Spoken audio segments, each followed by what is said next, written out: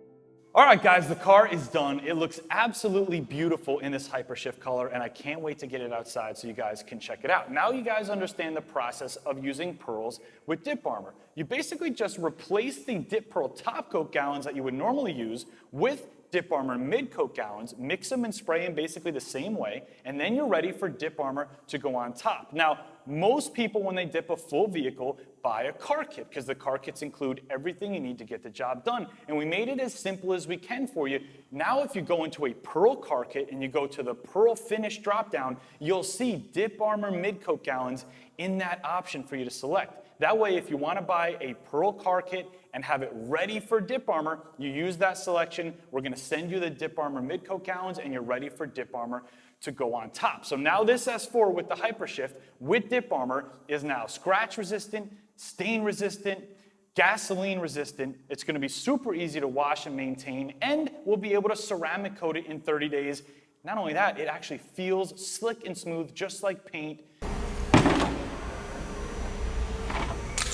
It's beautiful. Now, if you want to dip your own car, we have a ton of colors to choose from. Click up here, it'll bring you to the selection of our car kits. And if you have any questions at all, you know what to do. Chat with us directly on DipYourCar.com, or you can call in. We love to talk to you guys about the projects that you're working on. It's Fonzie. Thank you so much for watching and subscribing. Let's go outside and check out the car. I'll see you on the next video.